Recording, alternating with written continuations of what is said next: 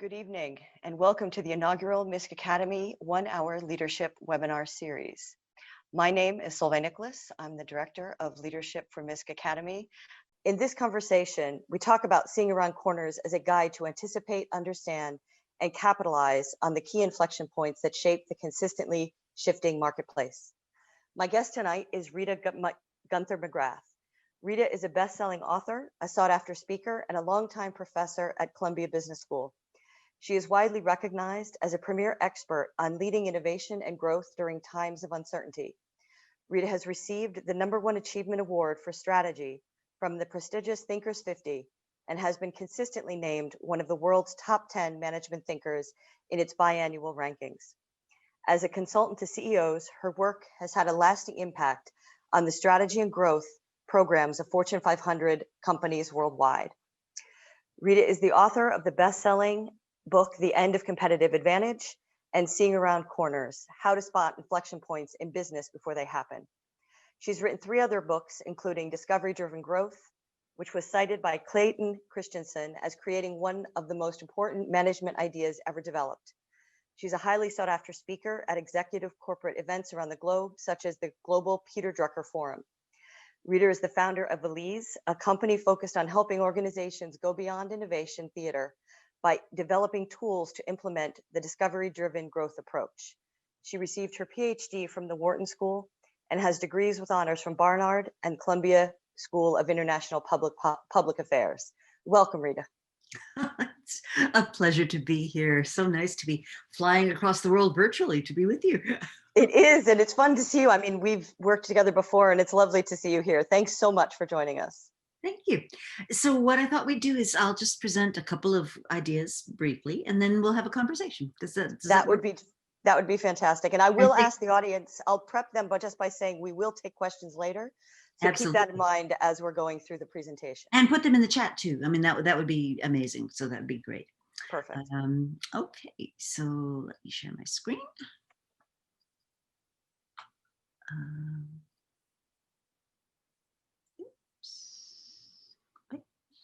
Full screen, there we are.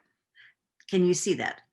Yes. Oh, perfect. I always have to ask because sometimes it doesn't show up and people feel rude, you know, they're being rude if they interrupt me 2 or 3 screens. And so the idea here is really to think about what is the context in which we're currently engaged in competitive interaction. And the first observation I would make is that when I first started in the field of strategy, there were a few really dominant ideas. The first was that industry mattered more than anything. And the second was that once you found an attractive position in an attractive industry, your job was to carve out that position, protect it with massive entry barriers, and defend it for as long as you could. In other words, create a sustainable competitive advantage. And what we've learned since then is that a lot of those entry barriers have really come down. So we've now got digitization, we've got globalization, we've got people who are able to match or copy very quickly what you're doing. And so in more and more of our economy, what we've got is what I call transient advantage. And this slide sort of illustrates that principle, which is you have a period of time in which you build up an advantage, so it comes from the innovation process, a period of time in which you get to exploit that advantage, so you make money, you build profits, you have all that thing, and then, you know, the advantage changes. Some external thing happens in the area of technology, for example, or customers get bored. And so this particular slide represents the shift of competitive advantages in the gaming business. So in the beginning, what did we have? We had arcade games, and that was all there was, right? You had to go to a physical place, throw money at this refrigerator-sized machine. The game and the intelligence that dictated how the game was played were the same. You didn't have software yet. And there were only about 42 games in the whole world because they were so expensive to build. Then the next big wave of change was we had the separation of the software that controlled how the game was played from the hardware. So now you could have games that could be played on multiple devices. You had games that could be played, on general purpose devices. This was the era of shrink wrapped software, which followed the era of games on cassette tapes. Then you had games that could be played on multiple purpose devices. You started to see changes in games form factors. So things like Civilization and The Sims took over from a portion of what had been combat games. And of course, today we have games that are played in virtual reality, games that are played on phones, games that are played in multiplayer kind of settings. And what's important about this is the pattern. This notion that you have this period of time when competitive advantages emerge, a period of time in which you get to exploit them, and then a period of time in which they often erode. And my core idea here is that as a leader, you need to become cognizant of and familiar with each of those stages in competitive advantage. So I think that's the context in which this notion of strategic inflection points becomes important. So when I talk about a strategic inflection point, what do I mean? As Andy Grove described him back in the 90s, a strategic inflection point is a change that exerts a 10x pressure on some factor in your business. So it changes something about what you believe to be true by, an order of magnitude.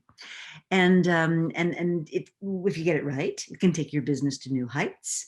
If you get it wrong, it can cause your business to go into decline. And of course, right now, today, we're living with the mother of all inflection points. We've got 4 coming together in a major way, right? We've got COVID, obviously.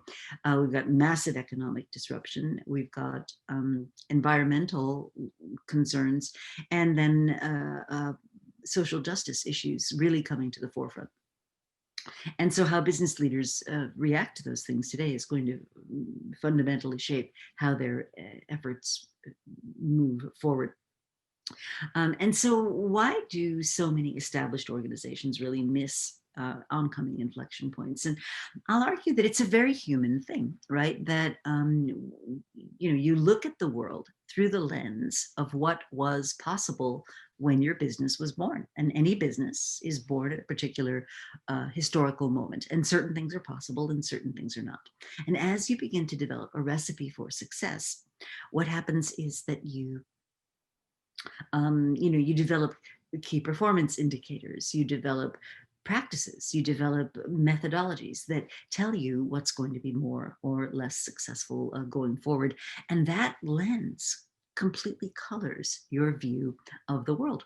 So let me take a specific example. I'll take men's shaving, right? And the dominant company in men's shaving for many, many years was Gillette. And still is the dominant company. And Gillette had a very precise business model. So Gillette, from the time King Gillette, the man, founded the company to today, the business model was like this. You invest in R&D that allows you to develop better products that you can charge more for. Then you use your armies of employees to get these products into retail outlets, and undergirding the entire thing is millions of dollars of mass market advertising. And so what, that garnered them 70% market share all across the world. So let's start the current story in about 1990, when Gillette came up with this great innovation.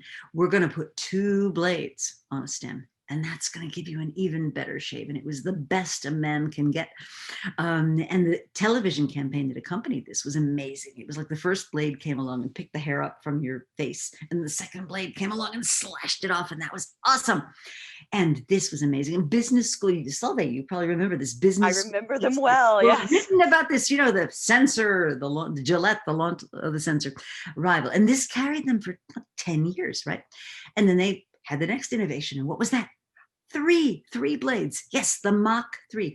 And gentlemen, if you were cool enough to own a Mach 3, you were so cool you could sit in the cockpit of a fighter jet. This thing was amazing. And again, they sort of launched the Mach 3. They settled back. They thought they were in for another good 10 years of rolling profits. And then strategy disaster. Schick comes to market with the world's first 4-bladed razor. What do you do? I mean, think about the consternation in the Gillette boardroom. You have spent literally hundreds of millions of dollars teaching consumers 3 blades better than 2. You should pay more. 2 blades better than 1. You should pay more. And now a competitor has come to market with the world's first 4-bladed razor. What are we to do? Well, obviously, after some consternation and shock and awe and all that stuff, you really saw the lawyers, you tie everybody up in patent litigation, and then you come to the market with the world's first five-bladed razor. Awesome, amazing, wonderful.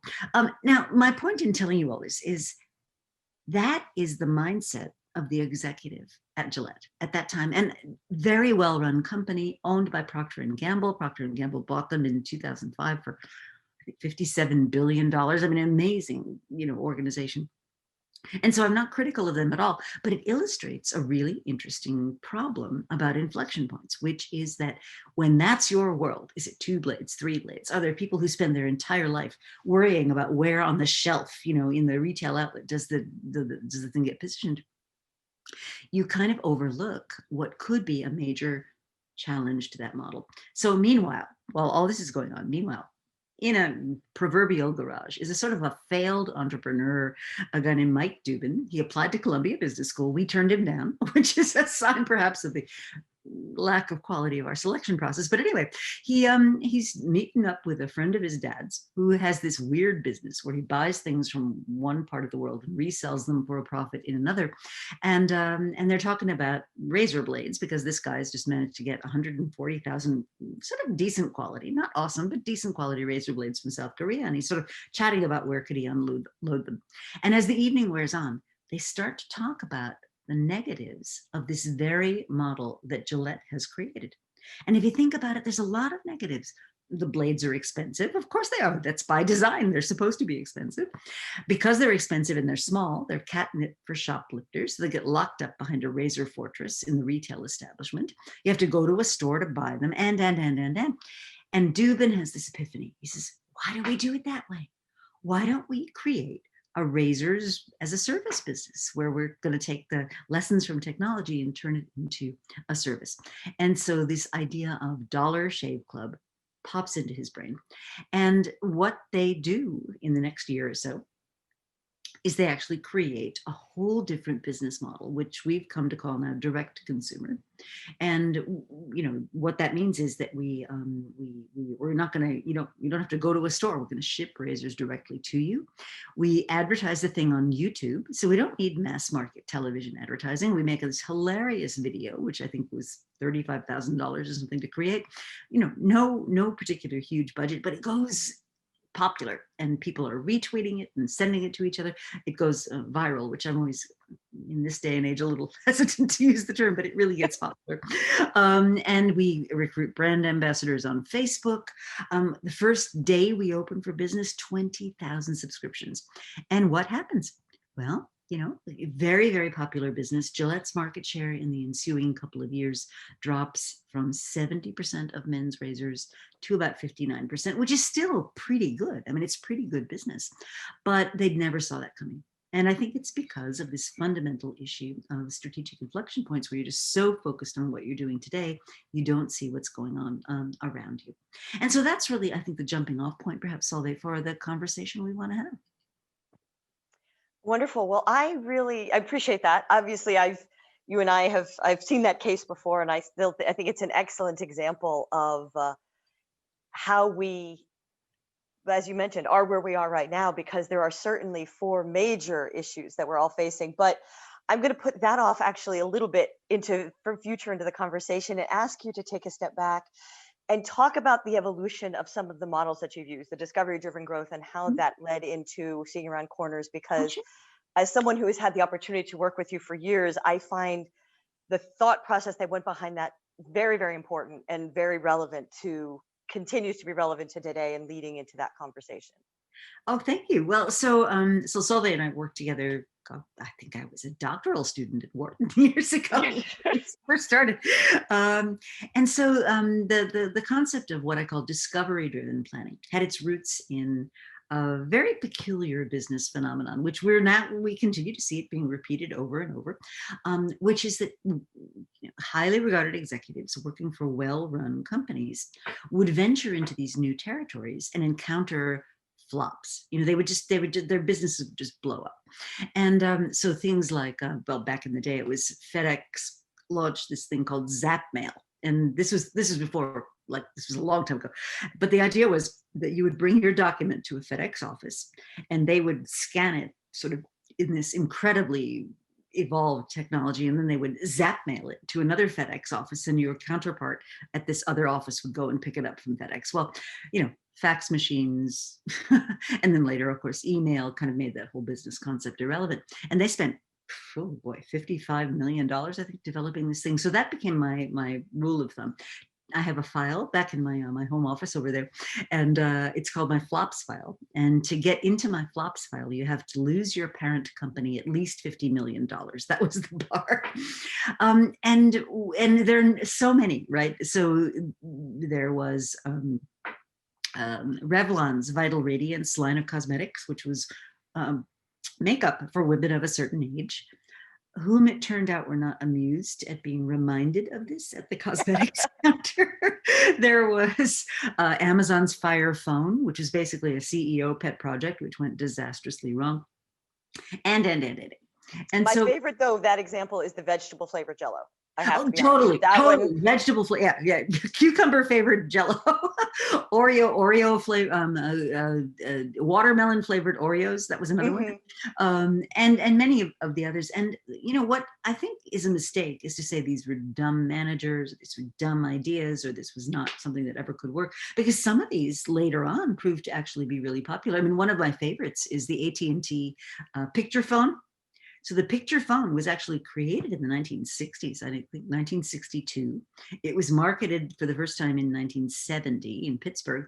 And it was this like tiny little black and white screen, but you could actually see people on it. And everybody laughed at AT&T for years about this being like this total disaster. And yet here we are today, Zooming, FaceTiming, whatever. So they weren't wrong, but the infrastructure wasn't ready yet. So an interesting thing. But what we started to realize, my colleague Ian McMillan and I started to realize, was that it wasn't a fault of the people, it was a fault of the way that they went about it. So the assumption they were making was that they had a lot more knowledge than they actually possessed. And so what we started to work on was, how do you think about situations in which you have a very high ratio of assumptions you need to make relative to knowledge that you have? And what we realized was that the platform planning methodology that many companies used at the time, which basically was, we're going to start from here, we're going to go to there, it's going to be one long path, that was just wrong. And so how do you break that down and instead turn it into a methodology for discovery? And so we wrote an article back in 1995 called Discovery Driven Planning, where we said, look, don't plan that way. Instead say, okay, before I can figure out if, makeup for mature ladies is going to be a seller, the first step I have to take is find out if there's any demand for this. So maybe what I'll do is set up a little stand and offer that in a mall and see if anybody actually comes over and is interested, right? And if the answer is no, then I know maybe I don't need to take the next step. So it's taking this monolithical planning process and breaking it down into step by step. Each step we learn, we develop, and so forth. And so you're containing risk, you're containing cost, and so forth. And that then led to a whole series of other discoveries, which really are, I think, very pertinent today, because a lot of the methodologies that we use in innovation, and by the way, discovery-driven planning has now turned into lean startup and agile working, and there's a whole infrastructure that's now been built around some of those ideas. But it's really this concept of how do we operate in conditions of high uncertainty, which of course we're all living with today. And that led me eventually to a series of books. The Seeing Around Corners is my fifth one, but it got me to really thinking about these inflection points and what would be different if you could spot where they were in the world. How do you spot them? How do you decide what to do about them in a very discovery-driven way? And then how do you bring your organization with you as you're seeking to capitalize on them? Well, and so that leads me to three questions that come up. The first is, at the moment right now, I've seen a lot, and I know you've been doing a lot, and just maybe it's just reemphasizing that moment of mistakenly using risk modeling tools in a time of uncertainty. And I think right now that is a common mistake people are doing, because they're applying what they have done in the past in a moment when we simply have no idea. I don't know if you have any want to dig into that a little for the moment. Sure. So I think part of so one reassuring thing, right, is there is actually a whole body of methodology, and it exists. It's been time tested. It's been proven. It's just different than what most executives are used to when you think of things like risk. And so I would observe that many very, very senior leaders have been very successful in their careers without ever having to deal with a high uncertainty circumstance. They've been rewarded for operations. They've been rewarded for optimizing. They've been rewarded for, keeping the wheels on the bus. They haven't ever had to really tackle the challenge of, well, this situation is something that's unprecedented. We've never seen it before. So when you think about risk, I think you want to really shift your mindset to thinking about not so much the rate of things that don't go well, the rate of failure. Think more about the cost of failure, the cost of risk. And if you can proceed in a stepwise, very controlled way, then you could incur an awful lot of failures without ever having really incurred significant risk. And so I think the real challenge is, how do we learn as fast and as cheaply as possible what we need to know in order to take the next step? And that is something that I've been talking a lot about recently with a number of people. But let me get back up to the point in the second question that came up from what you started with, which back to the inflection points. How do you spot them? Because people say, oh, they're unknowable. They kind of come out of nowhere. And in reality, they're while you didn't necessarily get it in the memo, there are a lot of things in hindsight we could have seen. So what do we do? How do Yeah. we spot those? Yeah. So the spark that actually caused the most recent book to cohere in my mind came because a friend sent me an article, and it was called "What If You Changed the World and Nobody Noticed?" And the example used in the article was manned flight. So Wilbur and Orville Wright, inventing the first airplane, basically. Mhm. And so this author of this article went and looked back at the historical records and said, surely the newspapers must have written about this. Next day, nothing. Next week, nothing. Next month, nothing. Next 4 years. It took 4 years for the mass media to finally realize what this meant, what the implications of this were. And what this got me thinking about was, the process of inflection points is a bit like the Ernest Hemingway line in The Sun Also Rises, when one character asks another, well, how did you go bankrupt? And the answer was, well, gradually. And then suddenly. and and inflection points, they feel as they've come out of nowhere. They feel like, oh my God, how did this happen? And yet, if you go back in time and look, there are always these early warnings that precede. So I think the challenge for established companies and established leaders is, how do you get yourself into a mindset where you could really look at those early warnings, begin to appreciate their significance, and then decide how to take action on them. And I think the first principle here is, how do you get out to the edges?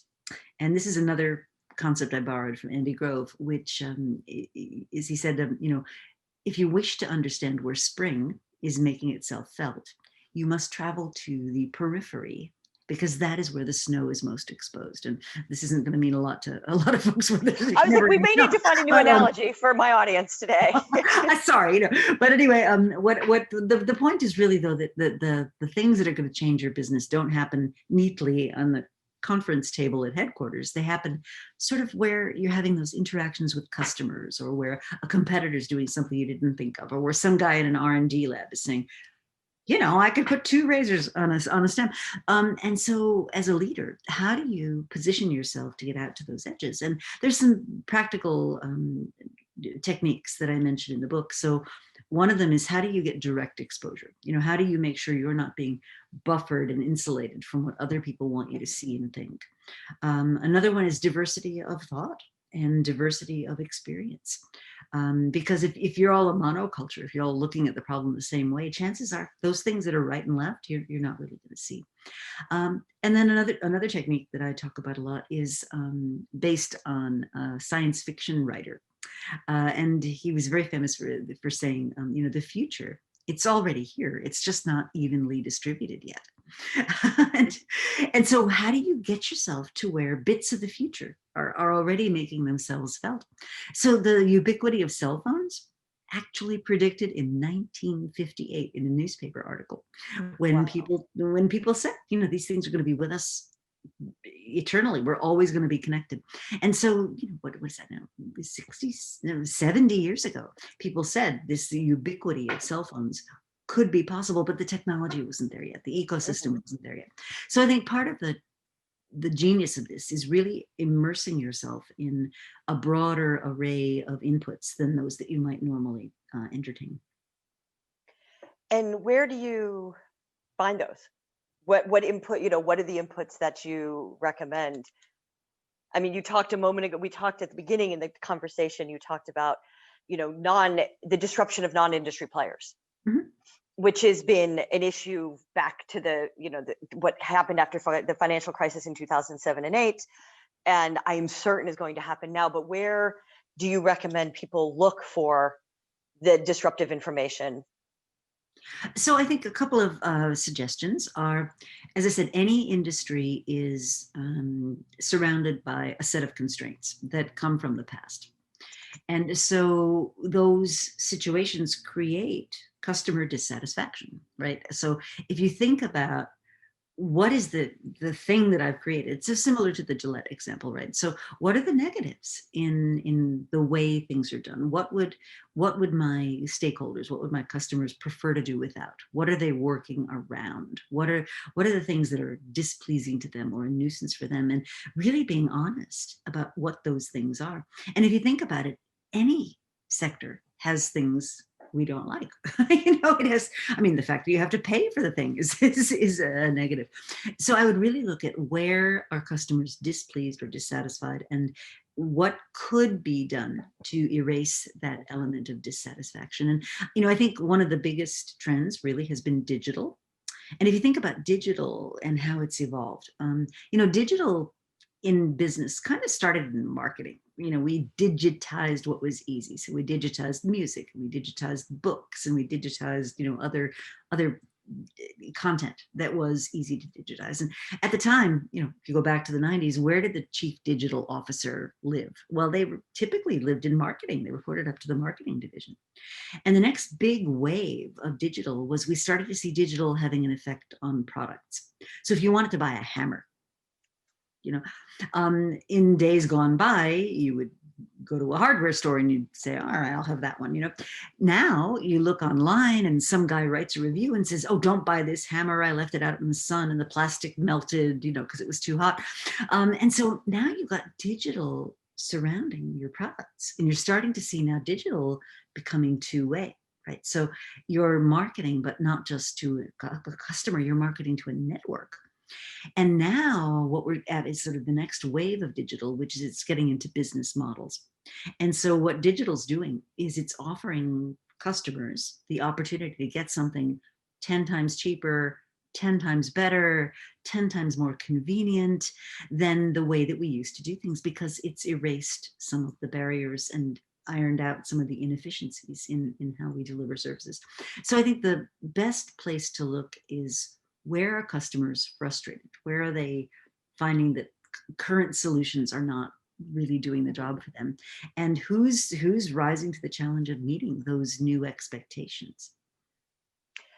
I'm going to jump, if you don't mind. We have a number of questions that are starting to stream in, and I want to make first shout out to Turkey and Mohammed. I'm starting to recognize names for repeat customers to the webinar series, so I just want to thank them both for coming back and asking some great questions. So one of the first questions was a question about industries, specifically the retail industry, and how can we create a new business model for retailers that fit in the new culture and of technology?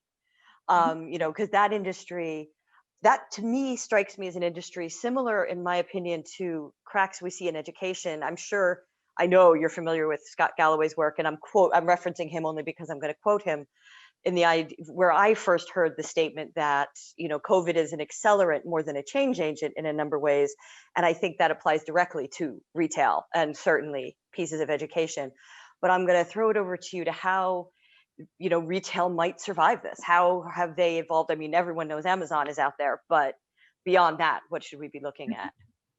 Yeah. So if you think about retail, well, the first and obvious thing, which many people have said, but you can't just be a shop, right? You need to be able to meet consumers where they are, whether that's on their phones, in their cars, at home, whatever. And so you need to be able to be present in their lives wherever they are. So that's the first observation. But the second thing I would observe is if you think about a physical retail establishment, why do we go there? Well, there's two basic functions. The first is I have an urgent need and I need access to something. So I have a headache, I want to get headache medication, I don't want to wait. So I'll go to a drugstore and buy a physical medication. So there's this sort of an immediate access. I want to be able to get it in my hands right now today. So if you think of IKEA as an example, I want to furnish my apartment today. Well, I don't want to have to place an order and wait and get 15 different providers to bring me stuff. I go to the IKEA store, I buy the whole apartment, I bring it home, I furnish my apartment today. And they do that job really, really well. The second major purpose for retail is discovery. And if you think about it, the internet is actually terrible for this. So if I go to Amazon and I type in speakers, right? What am I going to get? I'm going to get speakers of every size and flavor, and some are Bluetooth and some are hardwired and some are super high end and some are, it's maddening and it's confusing. Whereas if I were to go to a Best Buy store, just to take an American example, I'll meet with a knowledgeable salesperson. He or she is going to find what my needs. They're going to say, oh, well, for that particular application, here's where I would steer you. And if you like, we have a service that will get it into your home, get it established, set it up, make it, connect it to your router, blah, blah, blah, blah. So the way I would think about retail and any other sector really is what Clayton Christensen very famously called the job to be done. So nobody on the planet ever got up and said, whoa, I want to do a retail store today because it's so exciting. No, you're going there because there's something you're trying to accomplish. And maybe it is a nice day out with your girlfriends or something involving a fun lunch, and that could be the job to be done. But that's not you're not going there because I want to take something off a shelf and buy it. You're going there for some other purpose. So when I think of the future of retail, I really think of what's the job retail does. Access is one. Discovery is another, and there may be a few others, but you really need to think about what is the role I play in my consumer's life and how is that consumer getting that job done. And Amazon is very good at a lot of things, but they're also not very good at a lot of things. So a great example of this is the Square. You may know Square, the little device that you plug into your phone that allows a whole different universe of providers to take credit cards they never were able to before. So artisans and glass blowers and people that could never have afforded credit card fees can now take Square. Well, Amazon tried to get into that business. They had a program called Register with their own card reader, their own this and their own that. Book. What Square found was that they had built such a compelling stack of innovations, solving each of those customer problems in an idiosyncratic way. Amazon couldn't match them with all the money in the world, with all the effort in the world. And in a note of what I think is supreme graciousness, when Amazon finally decided to exit that effort, they sent all of the customers who had signed up a Square reader with instructions to go and use Square.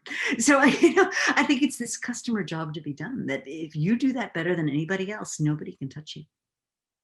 I think that's a fantastic example. Thank you. And I want to jump back to another question we had from the audience, back to the inflection point idea. And how important is the timing for the inflection points? You have mentioned, is there, at what point is it passed you by? At what point, what is the sweet spot for that idea? Yeah. So it's very easy to see the trend and be too early. And we've got mountains of examples of companies that saw something and went, oh, gotta jump on this. My favorite current example is autonomous vehicles, right? So we've got companies literally spending billions on autonomous vehicles, and they all think the technology is the problem. And the technology is not the problem. It's the surrounding ecosystem that needs to exist for autonomous vehicles to be real. So we don't have an ownership regime. Who's going to own it? We don't have a repair regime. We don't have a responsibility. We don't have a risk regime. If the vehicle decides between the grandmother on the one side of the street and the toddler on the other, and they make the wrong, we don't know about those things. So until those things are resolved, that is never going to take off as a product category. So you can be too early, and obviously you can be too late. So I think what I recommend people do is pick a time zero. And time zero meaning a specific event that's either going to be great for your operation or terrible for it, and then work backward. So before time zero could be true, what must be true in the world? So I'll take a time zero. I've been in Solveig, I know you've been thinking a lot about this. The MBA, the 2-year MBA, where you go and you spend 2 years of your life doing this thing with an internship in the middle, and it's going to produce your career. And my time zero would be 50% of the programs in the world close. Right now, we're not there yet, but if you go backward in time, what you're starting to see is very reputable schools. University of Illinois, for example, closed their 2-year MBA. Wake Forest has closed their 2-year MBA. And what are they doing? They're doing alternative things. So in the case of Illinois, they're going remote. In the case of Wake Forest, they're offering shorter, more specific degrees. So you can do a 1-year management master's, for example. And so before that time zero where half the programs close, you're now starting to see really strong indicators that this model is really changing. And so what you can start to say is, now's the time, if I were in the MBA business, which my school of course is, now's the time to start to take really serious action to see what we want to accomplish that's going to be different in the world. So, I wouldn't have said this 10 years ago that we should be acting. I might not even have said it 5 years ago, but today it's pretty clear as we look around us that this model is completely changing. And we're also up against demographics. There are just fewer students in the age that normally take the MBA for that to happen. Now, where are the growth opportunities? So what's the upside of this? I think executive education, I think what you're doing here, Solveig, is absolutely a growth opportunity, because everyone now realizes we need to keep learning, we need to change what we're doing, we need to upskill ourselves. And that's not something that's going to go away. That's only going to get more important as these inflection points sort of circulate through our world. And another question came in, and it's something I hadn't actually considered, but how might individuals, as opposed to organizations, benefit from the inflection points, from seeing around corners, from using these tools? Oh, I actually have a chapter in the book where I talk about the individual implications. I think all of us have inflection points in our lives that dictate where we're going, and we can either rise to them with a growth-oriented mindset, as Carol Dweck very famously outlined, which is, I'm not there yet, but I'm going to get there. So treating challenges as an opportunity to grow and develop, rather than as a setback. Oh my God, I'm never going to do that again. But I also think we have these sort of S-curves in our personal lives, where to grow, you almost need to jump to your next S-curve. And Whitney Johnson has made this very popular in her books. But the way that I think about it is, if you think about, remember the Apollo 13 mission, which went disastrously wrong. And the conventional wisdom was, when it was going wrong, let's turn around and go back. And they realized that actually would have been a recipe for a disaster. And so the equation, if you will, that saved that mission, I think is very similar to what we want to be thinking about in our own lives, which is they accelerated toward the moon, and they slingshot around and used its own gravitational pull to power their trip back to Earth. And that was the breakthrough that actually allowed them to survive this disastrous mission. And I think so too in our own lives. Sometimes, you need to look at something that, initially looks like, we have a problem. And you need to actually accelerate toward that to find the energy to take the next step. I love that example. That's a particularly interesting one to push forward in order to be successful and find a way through, because going back, we know what lies behind us. Well, And we right. probably know that isn't going to work. So it may be safe, it may feel comfortable, but it is likely not going to be the solution that we're looking for. Now, to that point, and I know everybody, I mean, your book came out at a particularly interesting period because it came out the end of last year. Well, theoretically, the pandemic had started. Nobody really knew it yet, except a few people. It has now come into a year of unparalleled change. As you listed before, there's COVID, economic, environmental, and social justice. This is all coming off of what was cutting edge conversation 9 months ago about the fourth industrial revolution and technological change. And so I'm curious, in the last sort of 15 minutes, how has this year influenced your thinking around what was a pretty interesting and revolutionary concept a year ago, and has now had, I'm sure, unparalleled application opportunities? Mhm, mhm. Um, well, as many people have already said, it's an accelerant. It causes things to happen faster that never would have happened before. One of the most interesting things to me is, well, two. The first is I don't have to make the case for change anymore.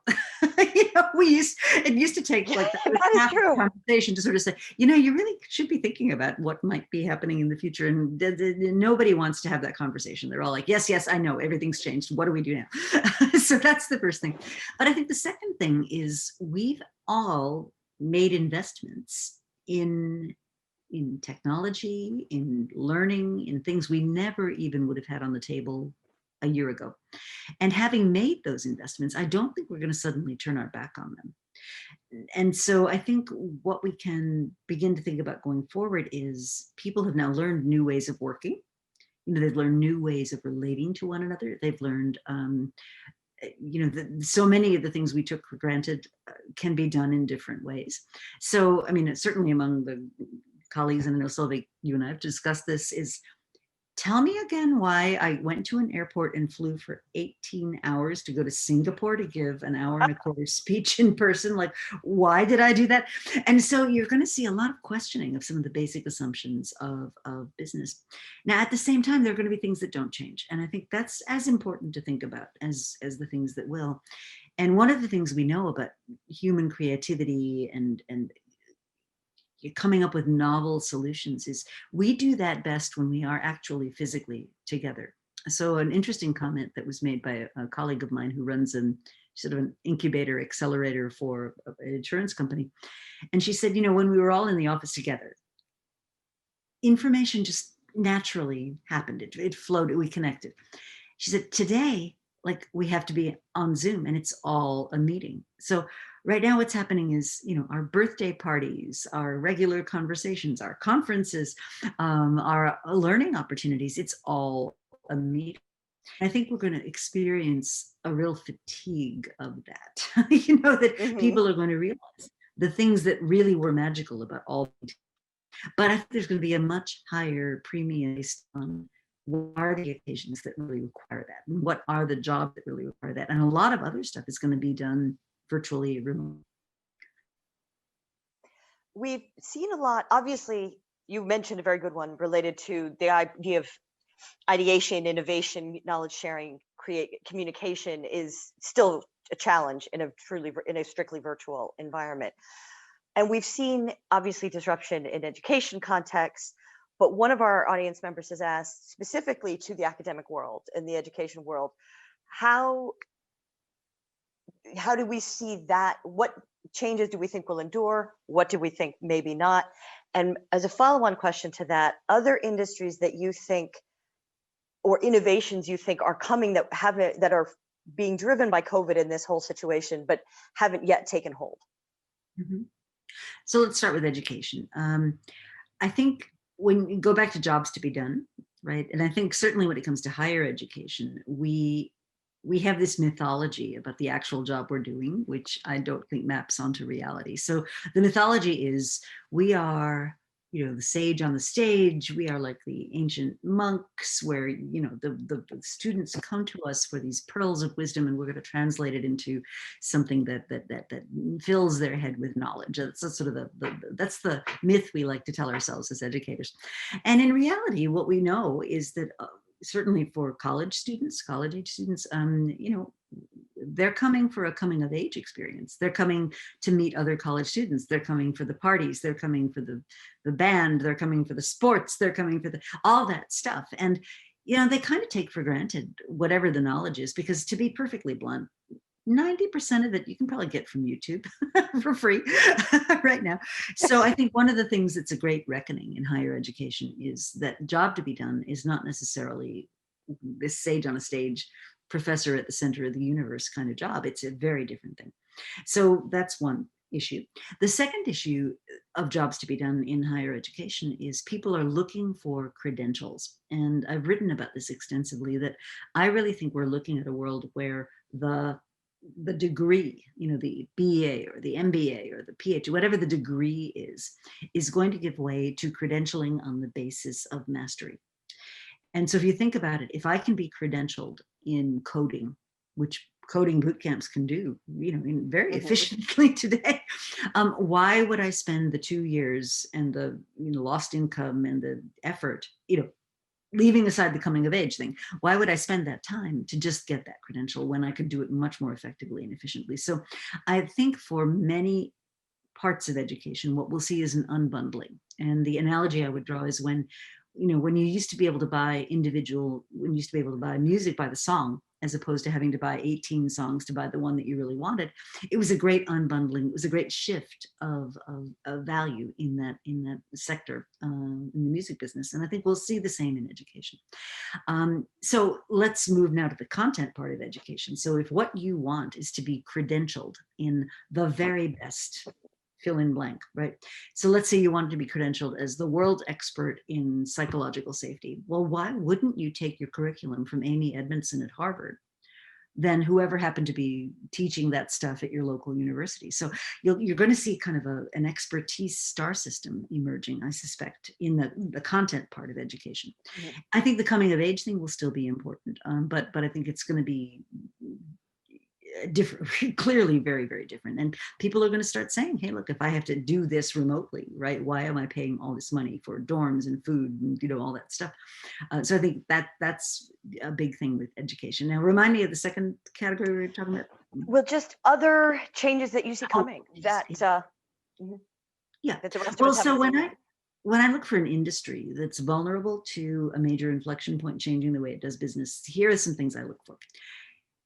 Does it meet the needs of key stakeholders well? Is there a lot of inefficiency or irritation or negativity around it? And I'll take healthcare as a prime example. I mean, anywhere you go in the world, just about, healthcare is inefficient. It's a pain in the neck to access. It's, we only do it because we've got a major problem we have to deal with.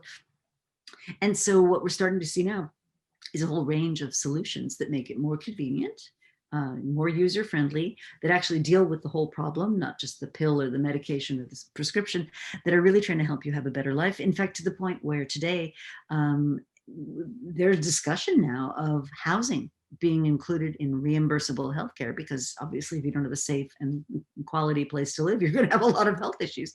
So I think the whole notion of these stable, secure places which don't really serve the needs of their stakeholders well, those are very vulnerable to disruptions going forward. And I think I've said before, in this context of education and healthcare, the big non-industry players, Amazon being the best example of it, and ones who have stated explicitly they're interested in disrupting that space and trying to enter that space. And I think it is very, very likely that that is going to be, would have happened anyway, but certainly sooner rather than later now. I personally had the experience just the other day of a virtual doctor's visit. I had an issue. My insurance company has an app. I said, need to see a doctor. I was on the phone with the doctor within 5 minutes and had a resolution within 10. Wow. It was the most amazing experience I've ever had with the medical industry. And I have to, big kudos for that change. And that change probably would never have happened had COVID not disrupted the whole chain and the ability to, the safety of going to a doctor's office at this point.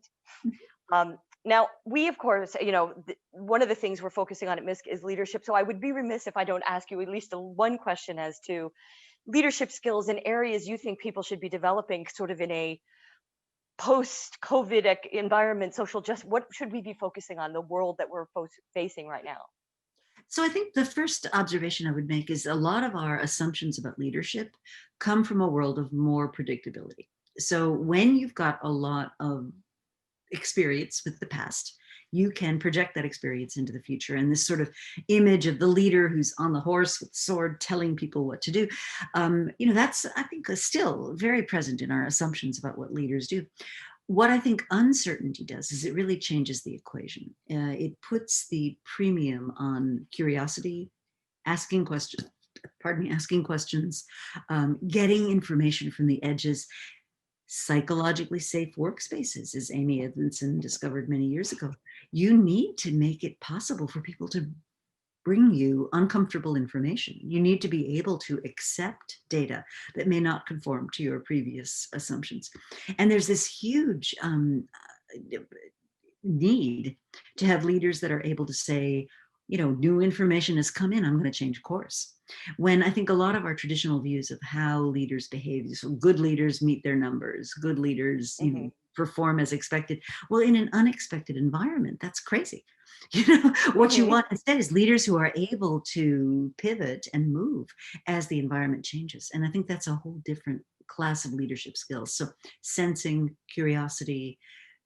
It doesn't mean not being strategic, by the way. I think strategy becomes more important than ever. That central integrated concept of how you're going to achieve your objectives is still absolutely critical, but being flexible about the ways that you get there. So the watchword there is fall in love with your problems, not with a particular solution. Now, a little bit of crystal ball gazing, and one of our audience has asked, what do you think? And I almost am afraid to ask this question, given the number of issues that have happened this year. But the question is, what's the next big inflection point that you think will be coming? I think we're in for a social upheaval, and that can go well or it can go badly. There's a very interesting set of academic research which shows that if you have vast numbers of people that are immiserated, and that's actually a term that Karl Marx invented. Oh, wow. But a vast number of people, if the body politic does not feel that they're being well served by the system, and this goes on for long enough, guess what? In a democracy, if most families don't feel they're going to do well, they're not going to be particularly in favor of democracy. So I think we have a huge social turning point that we're grappling with. And this is all across the globe. This isn't just the US. This is in many parts of the world. Ordinary people don't feel they're being served very well. And that is not sustainable. History teaches us. So I think that's probably one of the big next things that's going to happen. Very interesting. Well, thank you very much for that. The last thing, I always want to give people the chance to make recommendations on anything they're reading that they recommend. Any last comments for questions that I have not asked, and points that I want to make sure you have a chance to talk about? Well, Go ahead. Some resources I can offer is I've been doing, since the onset of the pandemic, I've been doing Friday fireside chats, which are probably early evening in the Gulf, with all kinds of thought leaders and thinkers. And, it's caused me to read a whole lot of books that I might not have ordinarily read. And they're free. You're welcome to join. They're live in person. Please feel free to join in on those. And some of the thinking is, books like Humanocracy by Gary Hamel, I think is terrific. I've had Rebecca Henderson talking about the need to reimagine capitalism. Those are really, really great books. Eric Joachimsthaler talking about the interaction field, how we're moving from product and services to flows of information and interactions is really creating value. So a lot of rich insight there, I think, that you can find. So that's one. I do a monthly, I call them thought sparks. So writing that I do about things I think are really interesting. This current one is looking at this model for alignment, that your operating model. How do you think in an integrated way about your operating model? And each month I do a different sort of take on something I think is interesting. So that's another resource that people can turn to. Wonderful. And I want to just endorse the newsletter, the weekly webinars. I attend most of them myself. And of course, the book. I want to be respectful of your time and our audience because we're coming up on the hour. And just thank you so much again for your participation Oh, today. I pleasure. always love talking to you. Thanks to our audience who gave us some great questions. And I apologize for the questions I did not get to because there is inevitably 3 times more than I could possibly ask. One did ask if this recording will be available, and it will. The Misk team will clean it up and put it on our YouTube channel for Misk Academy. And so please look for it there in the coming days. And we'll obviously send out links to this through our social media channels. I want to thank our guest again, Rita McGrath, for a wonderful conversation and for taking the time with me today. And I hope, inshallah, as they say here, one day we'll be able to see each other again soon and connect. Be nice. Yes, exactly. Thank you so Thanks, much. Solveig. Great to be with you as always. Talk to you soon. Bye-bye.